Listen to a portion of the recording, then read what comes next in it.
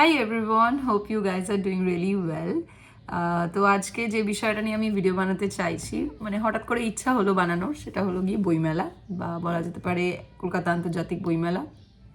অনেকেই জানেন, বাট যারা যদি কেউ না জেনে থাকেন, সেটা হলো গিয়ে 49th Kolkata international book fair ongoing, বইমেলা প্রাঙ্গণ সল্টলেকে। যদি না গিয়ে থাকেন প্লিজ ঘুরে আসুন, খুবই ভালো লাগবে। আমি গতকাল বাবা মার সাথে ঘুরে এলাম, অভিজ্ঞতা খুবই সুন্দর ছিল। তো বইমেলা ঘুরে আসার পর আমার কিছু অবজারভেশন থেকে কিছু জিনিস মনে হয়েছে, সেগুলোই মনে হলো শেয়ার করি। ভালো জিনিস প্রথমে বলছি, দেন তারপর ধীরে ধীরে একটা একটা করে আমার থটস বা সেটা নিয়ে আমার কিছু মানে আমার আমার একান্তই ব্যক্তিগত মতামত আমি প্রকাশ করব। প্রথমেই বলে রাখি অ্যাজ এ ডিসক্লেমার, আমি নিজের পার্সোনাল থটস, আমি কিভাবে ভাবি এবং সেই ভাবনার বিষয়বস্তু এবং ইনার ইনার থিঙ্কিং সত্তা আমি অতটা সোশ্যাল মিডিয়ায় আনিনি কোনোদিন এখনো পর্যন্ত। আমার সোশ্যাল মিডিয়ায় আমি মেইনলি অ্যাক্টিভ ছিলাম ইনস্টাগ্রামে, বাট ইনস্টাগ্রাম আমার ধীরে ধীরে সেই যে ভালো লাগার জায়গা থেকে অনেকটা সরে গিয়েছে, তো আমি এখন অতটা অ্যাক্টিভ নই ইনস্টাগ্রামে। ইউটিউবে আমি এই জিনিস কিছু আপলোড করি, যেগুলো মনে হয় লং ভিডিওস, যেগুলো ইনস্টাগ্রামে আপলোড করা যায় না। বাট যাই হোক, ইউটিউব মোটামুটি এখন আমার পছন্দের একটা অ্যাপ, যেখানে আমি নিজের মতো সার্চ করে নিজের কন্টেন্ট একটা লং টাইম আমি সেখানে ইনভলভ থাকতে পারি। বাট যাই হোক, যেইটা ডিসক্লেমার হিসেবে বলার, সেটা হলো গিয়ে আমি এ কারণেই হয়তো নিজের পার্সোনাল থট প্রসেস বা ইনার থিঙ্কিংটাকে বাইরে প্রকাশ করি না, because I am not brave enough to take the criticism.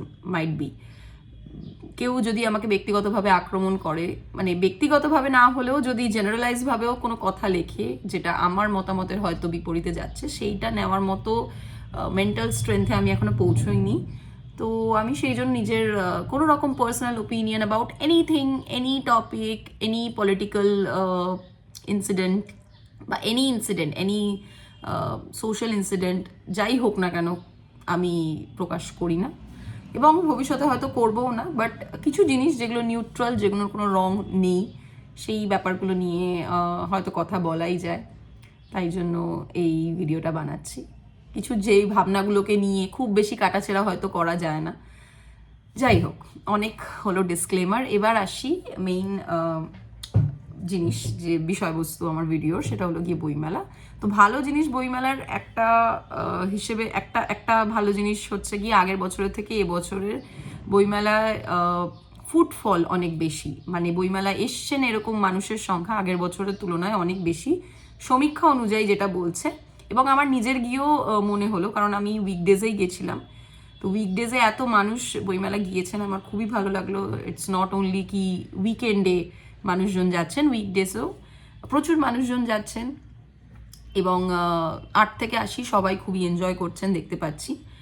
আমি নিজেও কিছু বই কিনেছি, বাট আমি এখন যেহেতু মানে অনেকটাই গল্পের বই পড়ার যে হ্যাবিট বা গল্পের বই পার্টিকুলারলি বলতে যেরকম বোঝায়, সেই ধরনের বই থেকে অনেক বছর দূরে রয়েছি।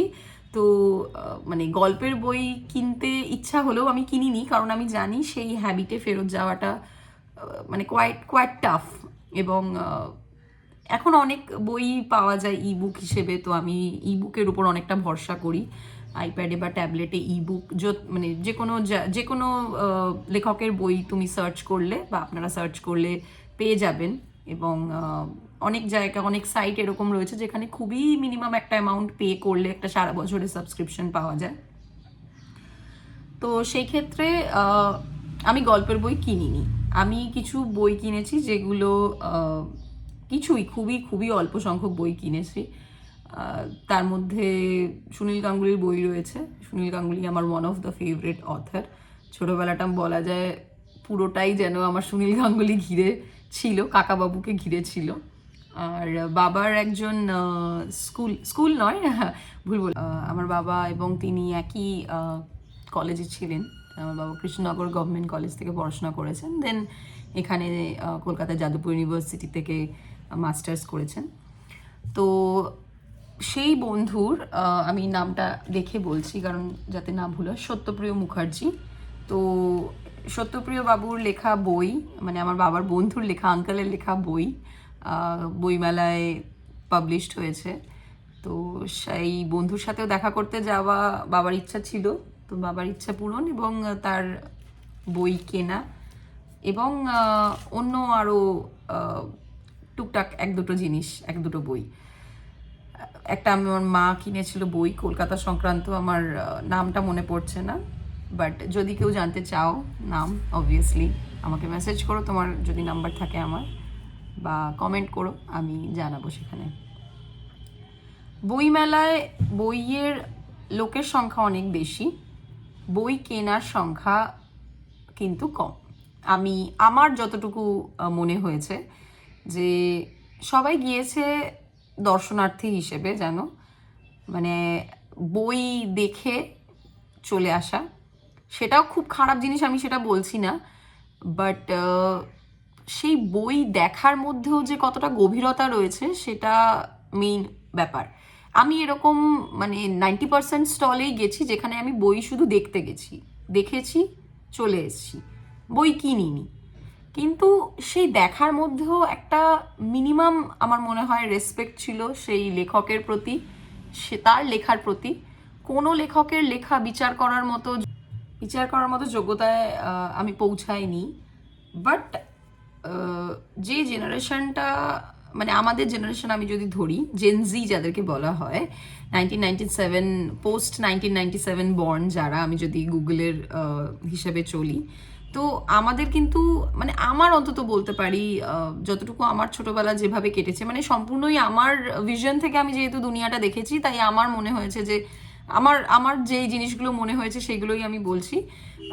যদি আমি ক্লাস 10 অবধিও ধরে থাকি, আমাদের কিন্তু বইয়ের আশেপাশেই আমাদের ছোটবেলাটা কেটেছে মোটামুটি। আমরা একটা ট্রানজিশন জোনে আমাদের বড় হওয়া, মানে যেখানে বইও ছিল, যেখানে সোশ্যাল মিডিয়াও ছিল, টিভি ছিল, কার্টুন ছিল, সবই ছিল।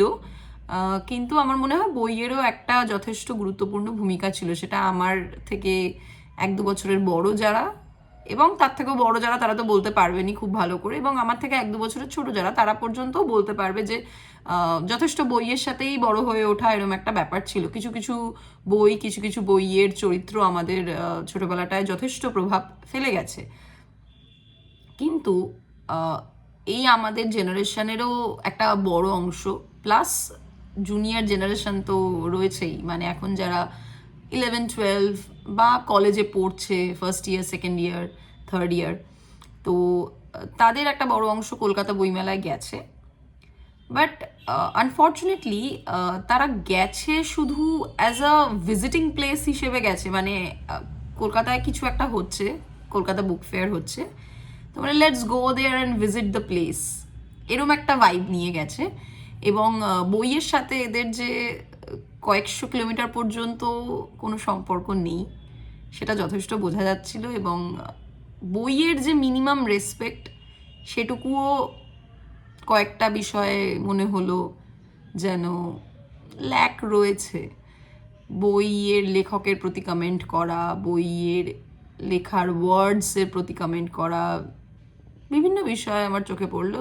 অনেকে বলবে এটা স্বাভাবিক, সবাই কি ইন্টেলেকচুয়াল হবে, বা সবাই কি একদম সেই লেভেলের বইপ্রেমী হবে, বা সবার কি সেই বোঝার ক্ষমতাটা হবে না, সেটা আমি মেনে নিলাম। বাট বইমেলা গেছো তুমি, তোমার তো মেইন বোঝাই উচিত কিসের মেলা, সেটা বই পড়ার, পাঠকপ্রেমী। এবং এটা আরও বেশি গুরুত্বপূর্ণ ছিল এই কারণে, বিকজ আগেকার দিনে এরকম বইমেলা, ছোটোখাটো বইমেলা বা লাইব্রেরি আমাদের পাড়ার মাঠে বা অনেক জায়গাতে, যেটা আমাদের নাগালের মধ্যে ছিল, সেই জায়গাগুলোয় হতো, যেগুলো এখন আর হয় না, যে কারণেই হোক হয় না। তো কলকাতা বইমেলা যেন সেই পুরোনো দিনে ফিরে যাওয়ার একটা মানে শেষ অবলম্বন হিসেবে ছিল, যে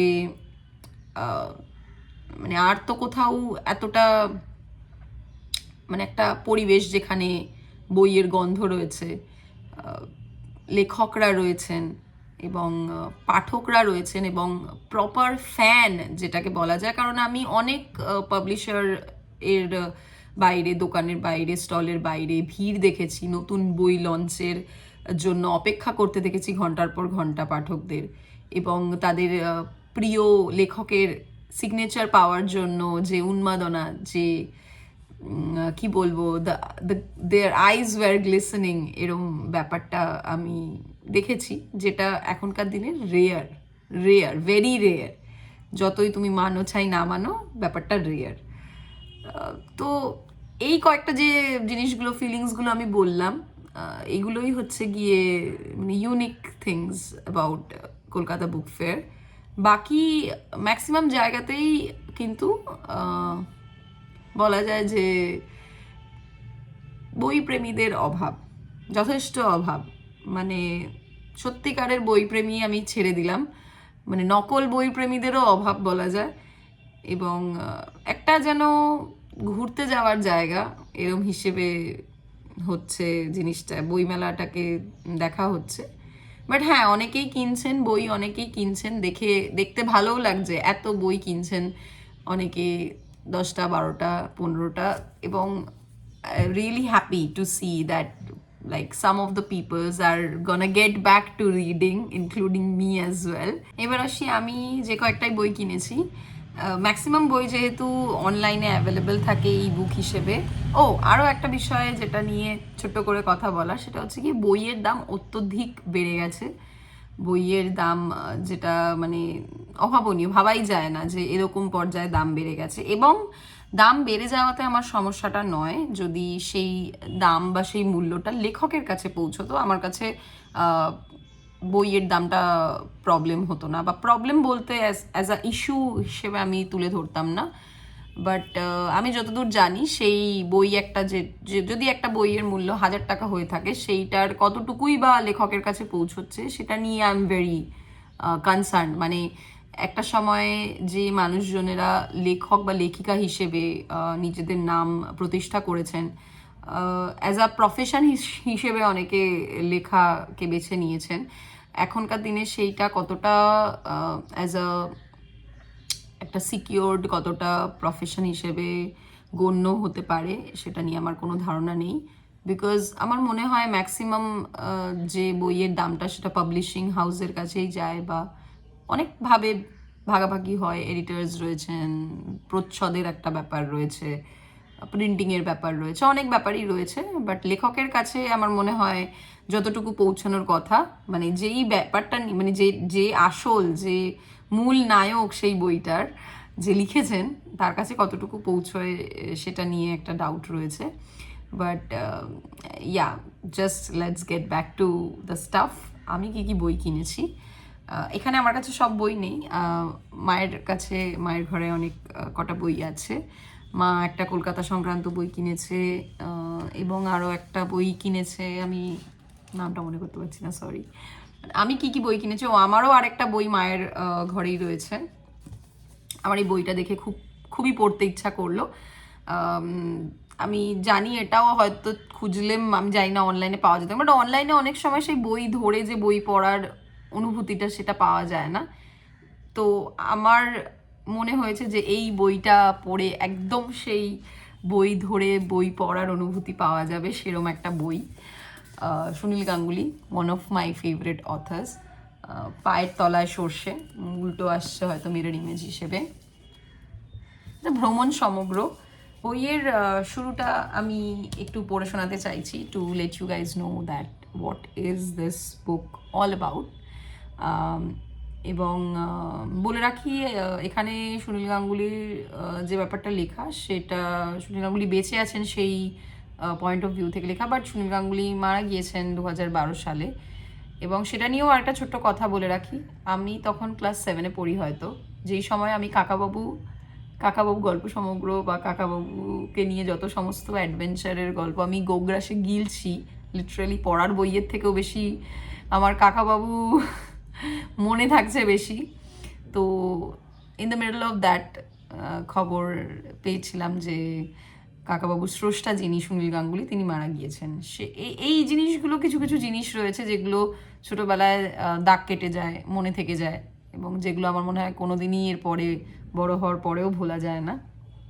যাই হোক, শুরু করেছিলেন সেই যৌবন বয়সে, এখনও এই 75 পেরিয়েও কোথাও যেতে হলেই তিনি ব্যাগ গুছিয়ে রেডি। তিনি সুনীল গঙ্গোপাধ্যায়, একাধারে বরেণ্য কবি, বিশিষ্ট কথাশিল্পী, ঔপন্যাসিক, আবার ভ্রমণ পিপাসু অদম্য পথিক। কিন্তু এ ভ্রমণ কি নিছকই শুধু নতুন দেশ, নতুন নিদর্শ দেখার টান? ভুল হলো, তার লেখাগুলি কখনো মানুষের মনে মর্মস্পর্শী গল্প, কখনো কবিতার মতো ঝর্ণা, কখনো নিটোল উপন্যাসের মতো টান টান।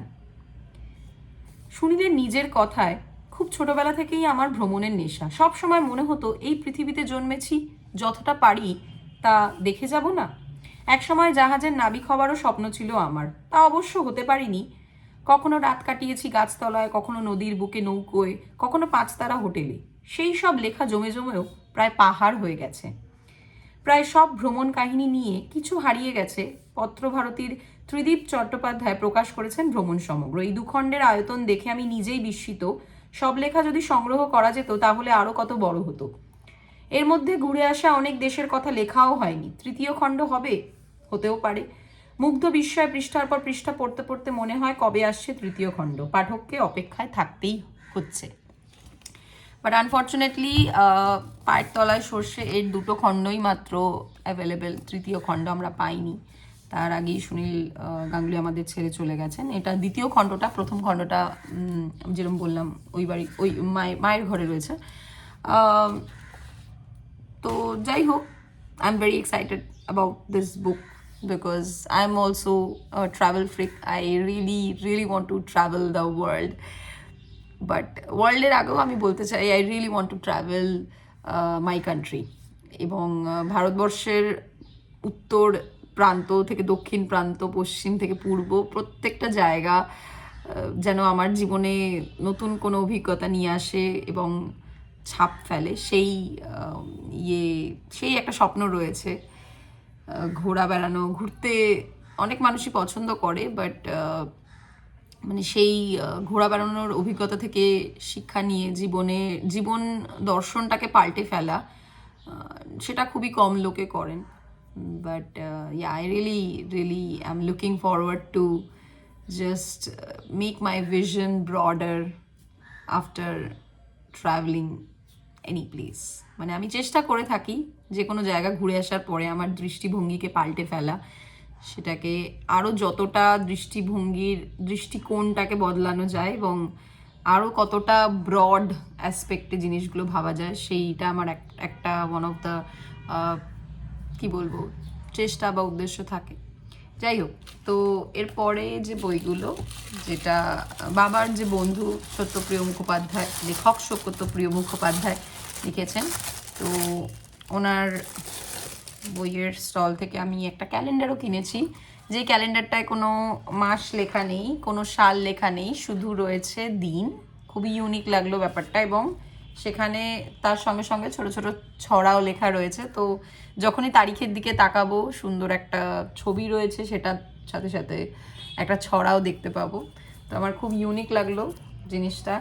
এই ক্যালেন্ডারটা রয়েছে এবং একটা ছোট্ট প্রিয় 25, খুবই ছোট্ট একটা হ্যান্ডি বুক, যে কোনো সময় কবিতা পাঠ। উনি আসলে লেখক নন, সরি আমি ভুল বলেছিলাম, উনি অ্যাকচুয়ালি কবি। তো যাই হোক, যখন খুশি পড়া যাবে এরকম একটা বই। And this is a translated version. আমি ট্রান্সলেটেড ভার্সন এই কারণে কিনেছি, মানে ট্রান্সলেটেড ভার্সন মানে শুধু ইংলিশ নয়, মানে বাংলাও রয়েছে, তার সাথে সাথে সেই বাংলাটার ট্রান্সলেশন রয়েছে। আমি এই কারণেই কিনেছি কারণ অনেক সময় বাংলা ভাষার মাধ্যমে এক রকমের বোঝানো হয়ে থাকে এবং ইংলিশের মাধ্যমে এক রকমের সেটার মিনিং, বা মানে হয়তো সেম কবিতা বা সেম কথা বা সেম গল্পই, বাট মানে অ্যাসপেক্টটা বদলে যায় অনেক সময়। তো আমি দুটোরই স্বাদ পাওয়ার জন্য ট্রান্সলেটেড ভার্সনটা পড়েছি, ট্রান্সলেটেড বাই বাপ্পাদিত্য রয় বিশ্বাস। তো দেখা যাক, আমার দেখে বা এক ঝলক দেখে মনে হয়েছে খুবই খুবই সুন্দর। এছাড়াও আমি ফরেন্সিক রিলেটেড বই কিনেছি প্রথমবার, law related, narcotic drugs and psychotropic substance act. তো আমাদের দেশে ফরেন্সিক কী কী বিষয়বস্তু নিয়ে কী কী ল অ্যান্ড রেগুলেশন রয়েছে, সেটা নিয়ে একটা বই। এবং MTP medical termination of pregnancy সেই অ্যাক্ট নিয়ে একটা this is a very handy book, তো সেটা কিনেছি। আর বাকি একটা কলকাতা সংক্রান্ত ওই বইটার নাম আমার মনে পড়ছে না, বাট যদি কেউ কমেন্ট করো জানতে চাও আমি নিশ্চয়ই জবাব দেবো তাকে কি বই কিনেছি, বা আমি অন্য কোনো ভ্লগে একটা দেখিয়েও দিতে পারি, যেটা বেসিক্যালি আমার মা কিনেছে পড়ার জন্য। ও আচ্ছা, এবং আনন্দমেলা ভূতের সংকলন। আমার ভূতের গল্প পড়তে খুবই ভালো লাগতো, এবং আমরা ছোটবেলায় তো প্রত্যেক বছর নিয়ম করে আনন্দমেলা যে পূজাবার্ষিকী সেটা নিয়েছি, তো সেই পূজাবার্ষিকীর সমস্ত ভূতের গল্প নিয়ে এই বইটা রয়েছে, তো দেখে কিনতে খুবই ইচ্ছা করলো। মানে ভূতের মুভি দেখতেও খুব ভাল লাগে, ভূতের গল্প পড়তে খুব ভাল লাগে, তো আনন্দমেলা ভূতের সংকলন। আর একটা জিনিস কিনেছি যেটা মোস্ট ফেভারিট, আমি প্যাকেটটা খুলেই দেখাচ্ছি, সেটা হলো গিয়ে একটা ফাইল। এই ফাইলের যে ছবিটা রয়েছে সেই ছবিটা যামিনী রয়ের আঁকা, তো দিস ইজ দ্য ফাইল। যাই হোক, কাজের জিনিসও প্লাস খুব খুব খুব সুন্দর। যামিনী রয়ের এই ছবিটার পার্টিকুলার একটা নাম রয়েছে, নামটা আমার বলা উচিত, ট্রিপল ওম্যান অর সামথিং, যেটা 4.2 crores-এ বিক্রি হয়েছিল একটা বিদেশি অকশনে। যাই হোক, this was my collection all about. এবং বইমেলা নিয়ে তোমাদেরও অভিজ্ঞতা আমি আরও দেখতে চাই, শুনতে চাই। তো যদি কেউ পার্টিকুলারলি আমাকে ভয়েস মেসেজ পাঠাতে চাও, বা তোমাদের বইয়ের সংগ্রহ, কি বই এবারে তোমরা কালেক্ট করেছো, বইমেলা থেকে কিনেছো, বা যে কোনো বই, if you want to talk about any book or any article or any topic or any author, তো I guess I am open for the discussion. তো নিশ্চয়ই তোমরা জানাতে পারো তোমাদের এর মধ্যে কোনো বই যদি মনে হয় তোমরাও কিনবে বা পড়বে। খুবই ছোট কালেকশন, বিকজ আমি জানি এর থেকে বেশি বই কিনলে আমার প্রচুর বই কিনতে ইচ্ছা করছিল, হাত নিষ্পিস করছিল কেনার জন্য, বাট আমি জানি এর থেকে বেশি বই কিনলে আমার পড়া হবে না। এবং বই তো অ্যাভেলেবেল এখন অনলাইনেও পাওয়া যায়, বা বুক স্টোরে বা কলেজ স্ট্রিটে আমার অনেকেই চেনা জানা রয়েছে, আমার বাবারও অনেকে চেনা জানা রয়েছে। তো আমি চাইলে, আমার কাছে বইয়ের লিস্টও রয়েছে, তো ইফ আই ওয়ান্ট টু, মানে এখন আগেকার দিনে কি হতো, অ্যাভেলেবিলিটিটা কম ছিল, বই পড়ার নেশা বা বই পড়ার আগ্রহ অনেক অনেক বেশি ছিল, তার থেকেও বেশি। এখন হয়ে গেছে উল্টোটা, বই কেনার অ্যাভেলেবিলিটি প্রচুর, অনলাইন রয়েছে, অফলাইন রয়েছে, বই এসে দিয়ে যাবে, সব কিছুই রয়েছে, কিন্তু সময় কম, উন্মাদনাও সেই ছোটোবেলার তুলনায় অনেকটাই কমে গেছে।